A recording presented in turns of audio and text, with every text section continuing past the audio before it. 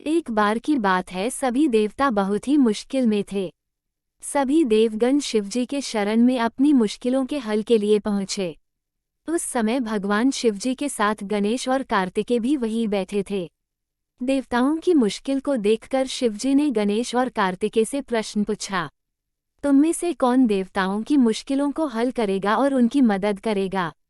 जब दोनों भाई मदद करने के लिए तैयार हो गए तो शिवजी ने उनके सामने एक प्रतियोगिता रखी। इस प्रतियोगिता के अनुसार दोनों भाइयों में जो भी सबसे पहले पृथ्वी की परिक्रमा करके लौटेगा वही देवताओं की मुश्किलों में मदद करेगा। जैसे ही शिवजी ने ये बात कही, कार्तिकेय अपनी सवारी मोर पर बैठकर पृथ्वी की परिक्रमा करने चले गए, परंतु गणेश जी वही अपनी जगह पर खड़े रहे और सोचने लगे कि वह मूषक की मदद से पूरे पृथ्वी का चक्कर कैसे लगा सकते हैं। उसी समय उनके मन में एक उपाय आया। वे अपने पिता शिवजी और माता पार्वती के पास गए और उनकी 7 बार परिक्रमा करके वापस अपनी जगह पर आकर खड़े हो गए।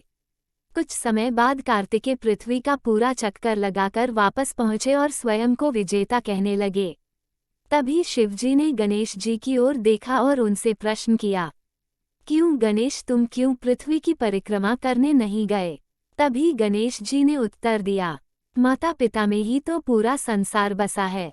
चाहे मैं पृथ्वी की परिक्रमा करूं या अपने माता पिता की, एक ही बात है। ये सुनकर शिवजी बहुत खुश हुए और उन्होंने गणेश जी को सभी देवताओं के मुश्किलों को दूर करने की आज्ञा दी। साथ ही शिवजी ने गणेश जी को ये भी आशीर्वाद दिया कि कृष्ण पक्ष के चतुर्थी में जो भी व्यक्ति तुम्हारी पूजा और व्रत करेगा उसके सभी दुख दूर होंगे और भौतिक सुखों की प्राप्ति होगी।